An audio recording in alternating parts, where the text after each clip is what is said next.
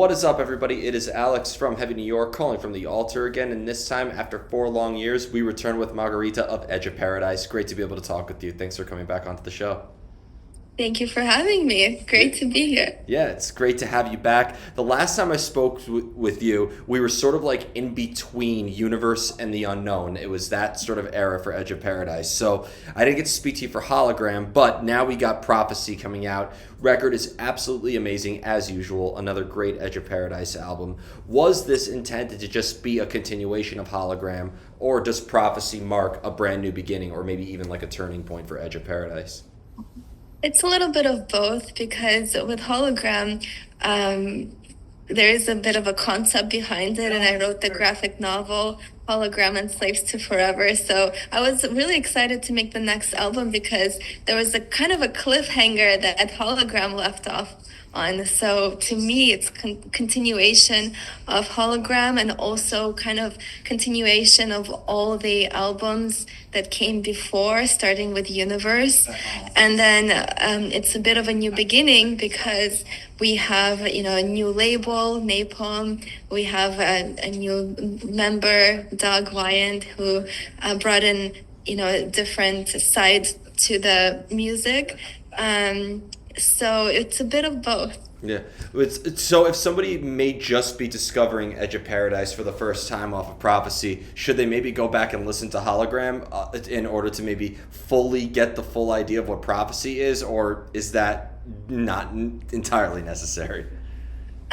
Well, I think you can definitely listen to Prophecy without going back to the albums, but um, well, first going back to the albums, but once you listen to Prophecy and then go back to Hologram, The Unknown, you'll start seeing how it all led up to Prophecy. Because even all the songs, they have their own life and they can stand on their own. But if people are interested in the concept, there is a story behind everything and it all ties together. Because, from the album Universe, I kind of started painting these kind of futuristic and larger than life scenarios and started talking about what the future might look like and all of this stuff that could happen. And then with the unknown, like we had the song Digital Paradise, where I kind of painted the idea that we could live, forever, and that could be our paradise through this digital existence. With hologram, I kind of painted all of these things that could go wrong with something, this type of technology and the merger of artificial intelligence and human mind. And with prophecy, I kind of take a stance for the first time where it's the ultimate standoff between human consciousness and artificial intelligence. And because before I kind of left it up to the listener to decide how they want to view this. With this, I take a stance and the importance for, fighting for the humanity that is within us. Do you So. Would you say that maybe Universe was sort of like when Edge of Paradise sort of found each other, and like maybe Immortal Waltz and Mask, because those are great albums too, were sort of like you still kind of figuring out what you wanted to express and how you wanted like the meaning of what Edge of Paradise was, or is there any connection with them into Universe as well? When people ask about the beginning of the band, in my head now, I really see the band starting from Universe.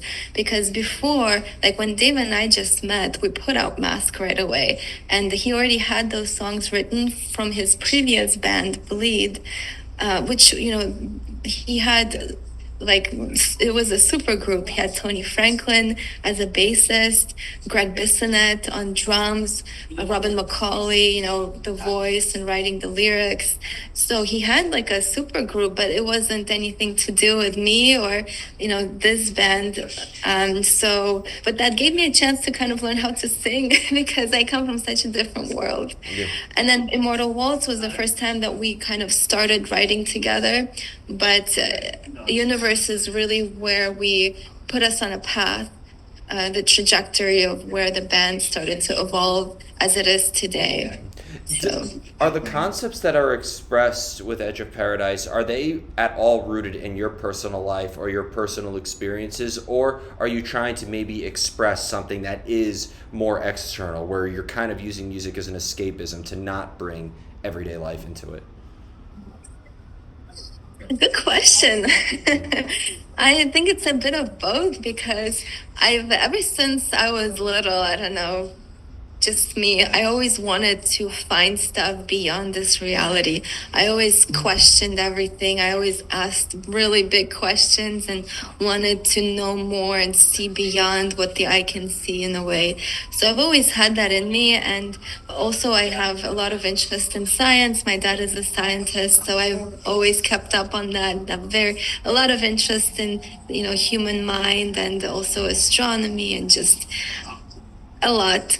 And then, but my curiosity and my want to kind of go beyond what we know and this reality, merging the two, pretty much shape what I make songs about. And also, you know, I write from the heart, so it is a lot of personal experiences that kind of seep through the music. So it's a mixture because a lot of these songs, they're so personal. They're just set in these larger than life settings, but everything is Would from you the soul. would you say observation is just as much part of your songwriting process? Are you looking at the universe, or maybe you are even like researching in a way, maybe through literature or film or art, other mediums? Is, lack of better words, is observation just as much part of your songwriting process as singing and lyric writing, etc.? I think maybe subconsciously, yes. Consciously, I don't really think in that way because I like it comes from the inside, but the inside is influenced by the outside, I would say. So it's hard to pinpoint exactly where it comes from, but I just know I have a lot to say, and it is a form of escapism in a way because I do want to create a world where I can be a part of outside of this reality, right? Yeah. But it's shaped by my experiences on this planet. So, Well, one of the they're biggest really, one of the yeah. biggest lies that we as artists, I mean, I've told myself this lie plenty of times, but one massive lie we tell ourselves as artists sometimes is the world doesn't influence me. It's always coming from within, and I'm not paying attention to the world outside when creating. But you are 100% right. We are part of this world, whether we like it or not, and it's going to influence us one way or another and have some sort of impact on our perspective and therefore our creative process. Yeah, yeah, of course. And yeah, I realize that for sure. And I'm grateful to have these experiences because one of my biggest fears is like not having any idea. Like, what if it just runs out? Every time I write an album, I'm like, oh my God, what if I can't think of anything? But I think as long as you are experiencing whatever we are experiencing here, whatever you want to call this, reality or I don't know. These days, anything can be possible. But regardless, I think as long as we keep having our, human experiences, it's always going to inspire something Yeah. if you're open to it. Do you think that, like, and it's kind of a similar question that I asked before, but has the inspiration always been something that you would seek out, or do you kind of just have to let it strike you? Hmm. Okay. Well, so when we write a song, I know that I have to sit down and come up with something. So I think I have to put myself in a mindset where I can be open to inspiration because there's just, especially lately, like we were on tour, we have to make a music video, and then we have to make the album, then we have to prepare for the tour. So I'm not really in a situation where if something strikes me, I can go and write a song or something like that. We always kind of do it in what needs to be done. So in a way, I do have to, because, if we have to get the album done by this date, I have to go sit somewhere by my keyboard and really think and be open to the inspiration and let it strike me. So I am, it's almost like I summon it. Let's say Well, that. well, like I feel like sometimes you can't wait for inspiration. I say this quotes all the time, but one of my tattoo artists told me that if she only tattooed when she was inspired, she wouldn't be able to pay her bills. So like, Yeah. and nowadays I think one thing that a record label is really good for on the artistic inspirational level is sort of lighting the fire underneath you, being like, you may not be inspired, but go figure out a way to get inspired. You need to have this album done. I think that added pressure, it could be both an advantage and a disadvantage at the same time. Yeah, and I agree with you because I am always that mind. I always push myself, and sometimes, like Dave and I, we would kind of butt heads because he's like, "Why are you just chill out?" Yeah. But I always want to keep moving forward, keep creating. It gives me a lot of meaning to my life if I keep creating. So it's both a challenge, but it's also a blessing in a way because it does push us and forces us to just keep moving forward and um, keep each other inspired. You That's know, important. as we all know, life in the future in of itself is unpredictable. We never know where we're going to be 5 to 10 years from now, no matter what our goals are. So I can say in a way that like I saw Edge of Paradise back in the day when I first saw you at Metal Allegiance in I think 2018 it was or Wow. Yeah. 2018 or 2019. I know that it was before you put out Universe. And Mhm. so, being that you had two albums underneath your belt at that time, was this always the sound that you were able to foresee Edge of Paradise making? Or did it just sort of turn out that way based on circumstance and the way just life itself happened?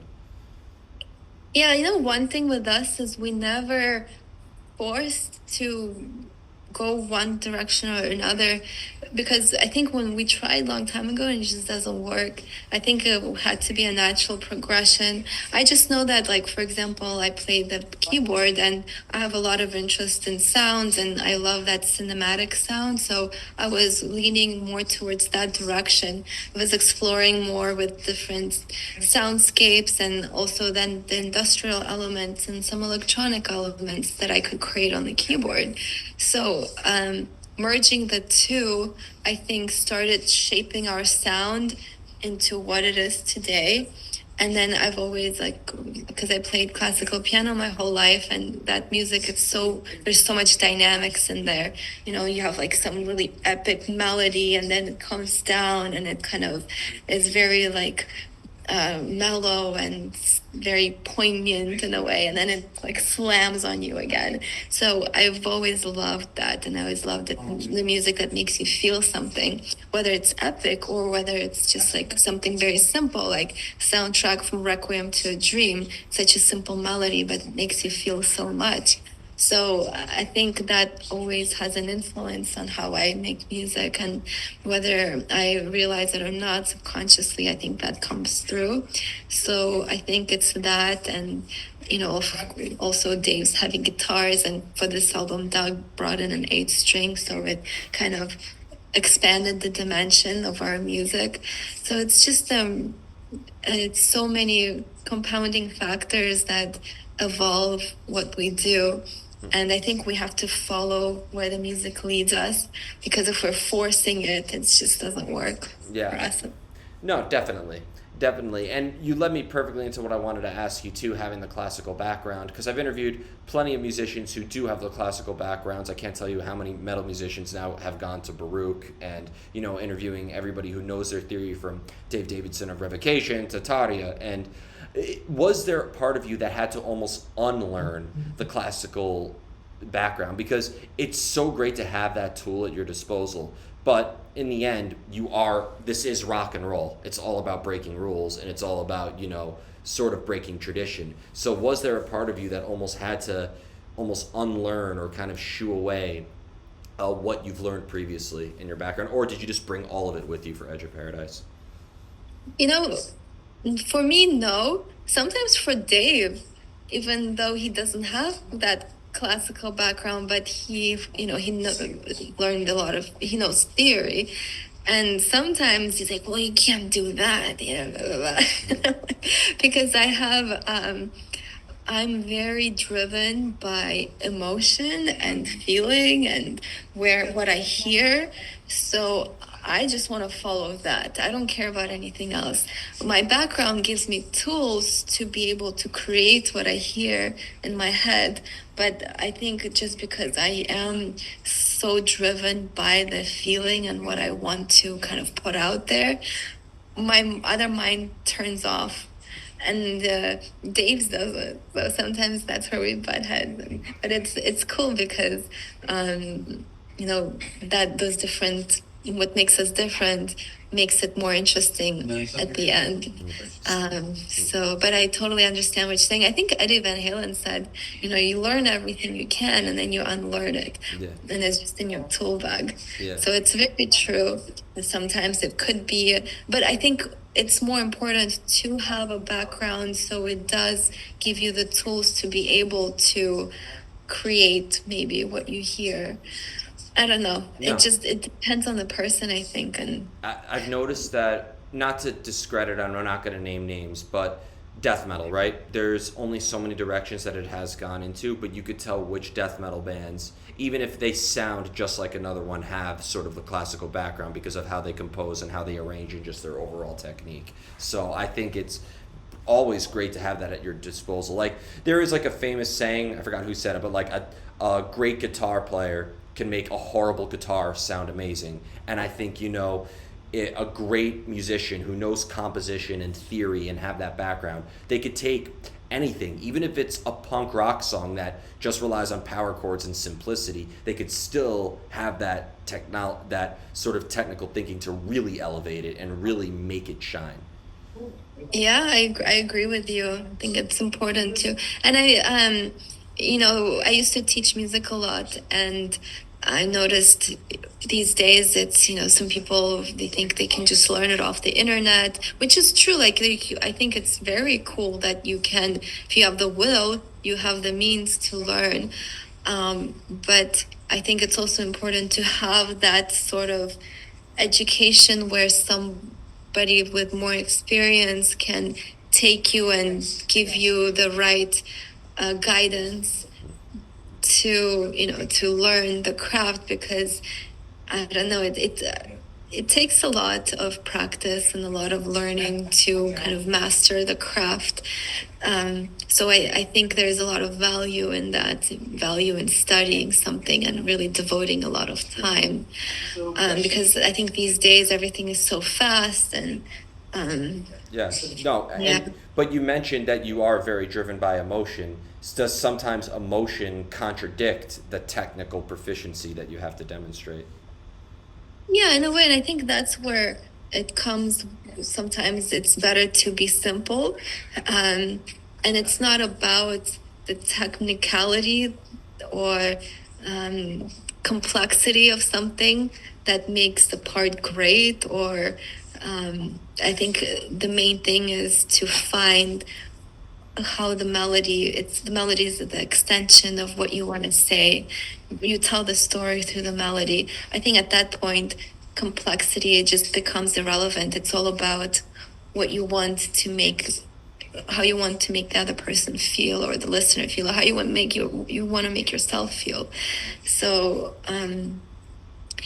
yeah, it's just I think that's why it's so important to have that range, that you can create something simple and then you also can go into more complex. It's like telling a story. You say something and then you go more in depth. So it's the same thing. It's just language is music. Do you feel, but emotions can come and go very quickly. Like, there's times where maybe you could feel completely different on your way to the studio than when you actually get to the studio. So do you find that, like, do you find it harder to sort of, when you're feeling a certain way and that inspires something, how do you sort of maintain that emotion when you're going to the vocal booth to hit record? Well, I think recording is a little bit different. At that point, my mindset is just kind of, well, I gotta get this done. And then also, I think for me, the main thing is writing the song. That's where I really have to tap into the emotion and the inspiration and, basically make the roadmap of for the song for when you want to record. Then when you record, for me, it's more about realizing the vision, but I already have it in my head. So I put everything aside. If I'm feeling something, that stays behind. I'm in the studio to realize into reality what I heard when I was making the song. And then, of course, like, if you let yourself really tune into the music and tune into your song, it kind of takes over. So you do have to be open for it to take over. But I try to leave the personal behind. I mean, even for this album, I was going through so much personal stuff. Like sometimes I would come in crying into the studio, and maybe that even helped some songs. I don't know. But yeah, there was some changes in my life, and I had to kind of leave that behind and just focus on the music. Well, I've been to plenty of recording studios, and I would say that it's one of like the coldest, like kind of more static environments. It's almost like a police interrogation room in a way, where like it's there's high end gear. There's like an essence of having of structure that sometimes I feel contradicts. Like basically, I'll shorten this question: how do you, in a static environment like a vocal booth, manage to pull out your emotions in such an emotionless environment?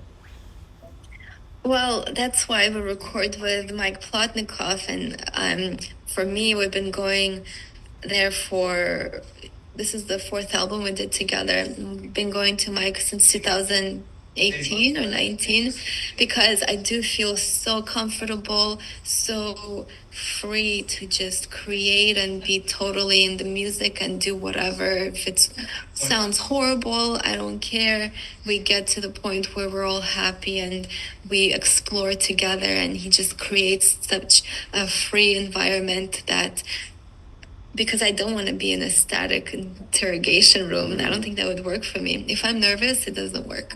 That's why I choose to work with the people I do and go to the places I do. So I feel that freedom to be expressive and creative and Might work might work for a punk rock song or something like that, for like a pissed off, like angry punk song. But I think with your music, you need to have somebody like Mike Botnikoff really assisting you in that.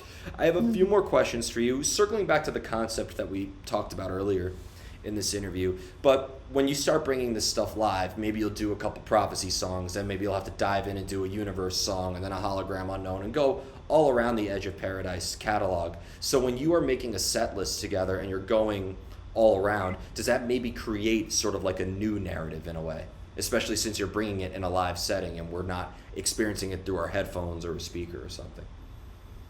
Yeah, we were arguing about this yesterday because we have we have too many songs now that we want to play live, and we don't have very much of a longer set. So we're definitely gonna do mostly prophecy songs, probably five prophecy songs, and then do one from the unknown, one from hologram.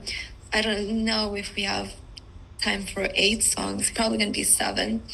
So that's kind of like we want to play so many songs from the other albums too, because they all tie together to really, if people have been following the concept, it does make sense to incorporate a lot of the songs from different albums. But unfortunately, we can't for this tour. But we're super excited to play these new songs because there's so much energy in them, and I really can't wait. Yeah, I can't wait. I can't wait to hear these live too. That's like the first thing I thought of when hearing this album, is like, how amazing is this going to sound in a live setting? So Thank yeah. you. So before we go, I want to thank you so much for coming back on the show today, as well as thank you for just continuing to give us amazing music that is truly original and really just inspiring and enlightening and deepening. Is there just anything else with Edge of Paradise that we could be expecting for the release of Prophecy? Anything that you would like to promote for tours, if you're allowed to say at this very moment, of course? Well, first, I want to thank you for giving me the platform to talk about this. Of course. And thank you for supporting us. It means a lot. That's the reason we're here, is because of people like you. So I appreciate it. But yeah, we're going to have a lot more music videos coming out as the album rolls out into this world. And I'm doing a artwork giveaway. We're drawing the winner March 6th.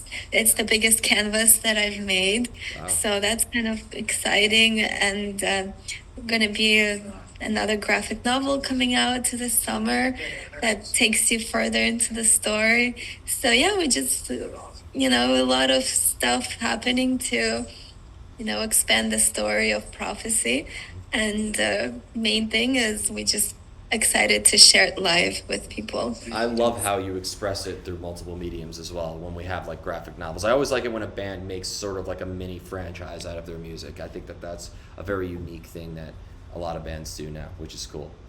Thank you. Thank you so much. Anytime. Everybody, we are here with Edge of Paradise. Be sure to check out the new album Prophecy. This is Alex from Heavy New York, and we will see you next time. See you soon.